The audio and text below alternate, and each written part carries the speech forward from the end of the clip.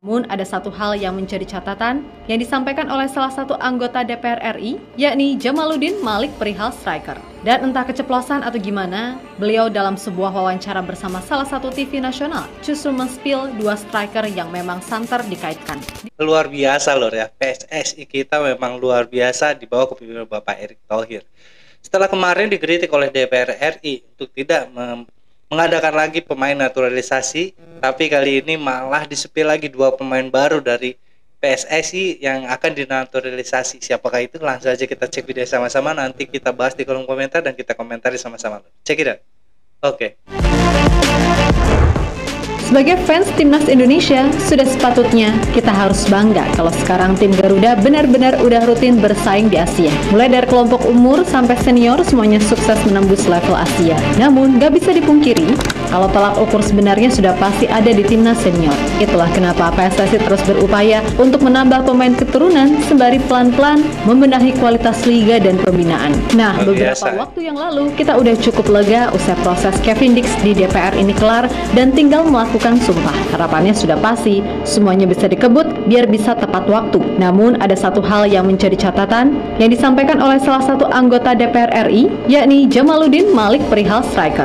Dan entah keceplosan atau gimana, beliau dalam sebuah wawancara bersama salah satu TV nasional justru men-spill dua striker yang memang santer dikaitkan. Di mana salah satunya adalah Ole Rummenigge. Yap, jika itu benar, maka artinya PSSI selama ini udah dalam tanda kutip kecolongan lagi.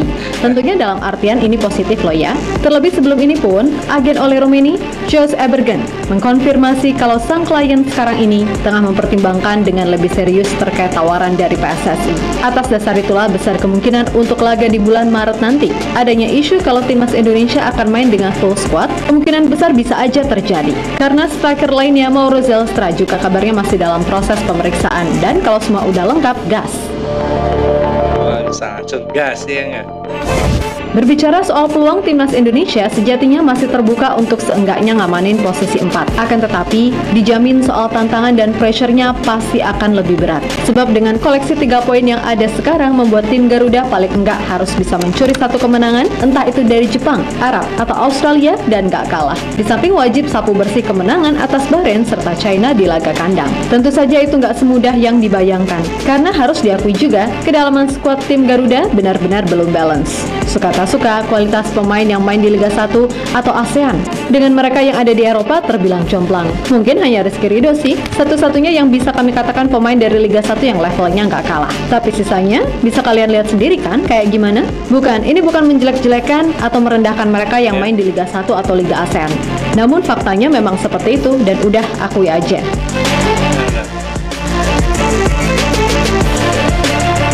Ini pertanda berarti pemain timnas Indonesia bakal bertambah lagi 2 striker baru lur ya, dari pemain naturalisasi. Luar biasa banget untuk Bapak Erick Thohir, ketua PSSI kita memang ingin sekali merubah ya. Ini jelas harapan kita semua. Kalau Kevin Dix bisa langsung main lawan Jepang dan Arab, dan kalau udah seperti itu, gak ada alasan lagi buat Koshin yang namanya dalam tanda kutip coba-coba. Turunkan komposisi terbaik, kalau perlu 11 starting 11-nya pemain diaspora terbaik yang ada untuk saat ini. Nah, kalaupun Kevin ini nantinya dimainkan sebagai bek kanan, maka pelapis kedua idealnya adalah Sandy Walsh. Tapi semisal keduanya nggak bisa main, Eliano bisa kok main di posisi itu, walaupun sebenarnya ini pemain posisi terbaiknya adalah di winger kanan. Ini bukan kami menjelek-jelekan Asnawi loh ya, tapi dengan segala respect yang ada, level kualitas kompetisi benar-benar punya pengaruh besar dalam cara bermain. Ingat, ini levelnya round 3 dan lawan yang dihadapi nanti pun 2 tim yang udah terbiasa main di level tertinggi. Yang mana pressure-nya pasti lebih besar, sehingga butuh pemain dengan jam terbang yang oke dan udah terbiasa dengan yang namanya bermain di bawah tekanan. Dan mungkin laga melawan China kemarin menjadi gambaran kenapa Koshin kali ini nggak memanggil Asnawi, walaupun yang bersangkutan mengkonfirmasi kalau ia udah sembuh dari cedera. Intinya, Koshin pun pasti mengerti dan belajar kalau laga melawan China, di mana kita punya momentum dapat 3 poin, nyatanya justru terhempas dengan cara yang menyakitkan. Dan wajar jika setelah itu Pak Erick kelihatan benar-benar kecewa serta marah, sehingga mengeluarkan ultimatum gak ada tawar-menawar, pokoknya harus 4 besar. Luar biasa loh ya, di bawah kepemimpinan Bapak Erick Thohir Indonesia ini persepak bolanya benar-benar dirubah dan menjadi momok menakutkan di dunia loh ya sepak bolaan ya.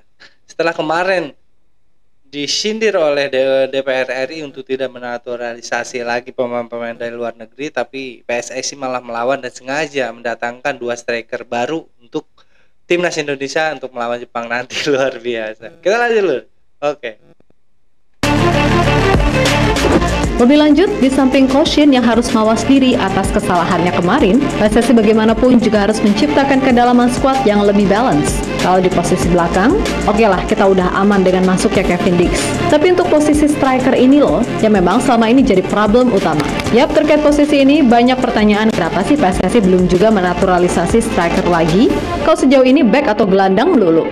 Memangnya striker nggak penting? Dan sejatinya hal tersebut udah disampaikan oleh salah satu anggota DPR RI, Jamaluddin Malik, ketika rapat soal naturalisasi kemarin, yang mana beliau berharap kalau setelah Kevin Dix, PSSI bisa segera mendatangkan striker tajam untuk Garuda. Dan beliau pun juga berharap kalau Indonesia bisa meraih hasil terbaik sehingga bisa mewujudkan impian lolos Piala Dunia. Intinya, beliau ini mendukung penuh proses naturalisasi selama itu bisa meningkatkan level timnas serta punya darah keturunan Indonesia. Gak kayak ibu-ibu sebelah tuh yang sosokan pengen dibilang keren tapi ya gitulah, kocak.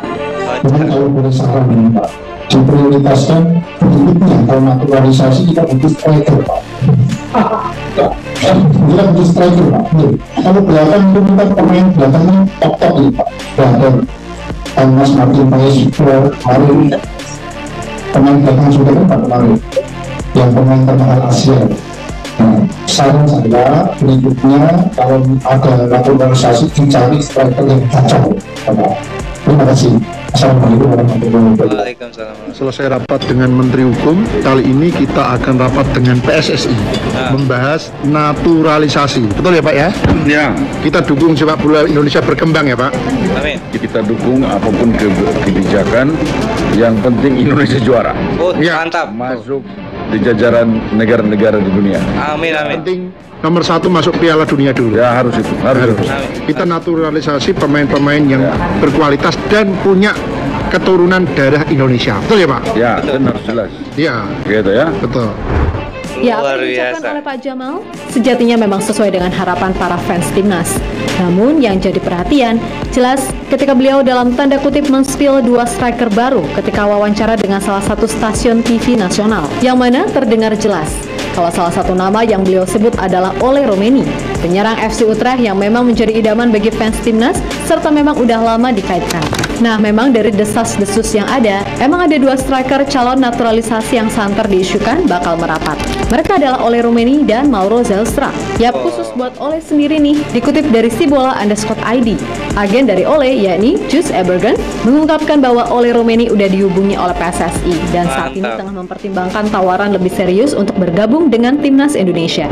Nah, dalam percakapan via pesan dengan tim Sibola, Ebergen memberikan konfirmasi terkait komunikasi antara Romeni dan PSSI. Terlebih keduanya diketahui juga udah follow-followan sama Pak Erik. Jadi ya, makin Mantap gede yang dijadiin. hubungannya. Sedangkan Mauro, ini pemain memang udah lama bilang kalau ia siap kapanpun andai Indonesia memanggilnya. Hanya saja, menurut kabar yang ada, proses ini pemain memang terkesan lambat karena masih ada beberapa hal yang harus dilengkapi. But Iya, that's iya. okay. Yang penting untuk opsi penyerang, kita tuh sebenarnya punya stok yang cukup oke buat dinaturalisasi. Selain Ole dan Mauro, masih ada nama Miliano Jonathans yang moncar di VTC. Kalau mereka sudah bisa masuk, itu jelas akan bagus untuk memberikan pressure lebih khususnya kepada penyerang timnas sekarang ini. Terutama ya Hoki Caraka dan Ramadan Sananta yang bermain di Liga 1. Intinya nggak usah bilang tega nggak tega, bersaing aja secara sehat. Benar-benar. Karena di timnas senior yang penting adalah kualitas, bukan dari mana dia bermain. Mau main di Liga Zimbabwe atau Vanuatu sekalipun, kalaupun dia jago pasti bakal main. Kasarannya seperti itu. Jadi ya udah, sekali lagi intinya bersaing. Oke. Mantap Lur ya. Ketua PPSSI kita dan juga DPR yang tadi itu yang spill 2 pemain striker akan dinaturalisasi, semakin ngeyel ya kayak PSSI ini ya. Setelah ada salah satu dari DPR RI yang menyinggung agar PSSI tidak mencabut lagi pemain naturalisasi dari luar negeri, tapi kali ini malah di-spill 2 striker baru yang akan dinaturalisasi untuk timnas Indonesia. Bagaimanapun ini timnas Indonesia harus masuk Piala Dunia dulu dan konser di kancah persepak bola internasional. Luar biasa banget dukungan dari para DPR RI berarti DPR itu ada terbagi dua lur ya, ada yang pro dan ada yang kontra lur ya dengan keadaan situasi timnas saat ini. Tapi walaupun bagaimana, kami rakyat Indonesia dan juga fans timnas Indonesia pasti akan mendukung yang terbaik buat timnas Indonesia kita agar bisa mengikuti ajang internasional pertama di dunia atau Piala Dunia lur ya. Luar biasa, pokoknya kita dukung terus timnas kita lur. Dan juga berterima kasih untuk Bapak Erick Thohir yang telah merubah banyak sekali wajah PSSI dan persepak bola Indonesia di kancah dunia lur. Sekian reaction dari gue kali ini, kurang lebih gue minta maaf. Assalamualaikum warahmatullahi wabarakatuh.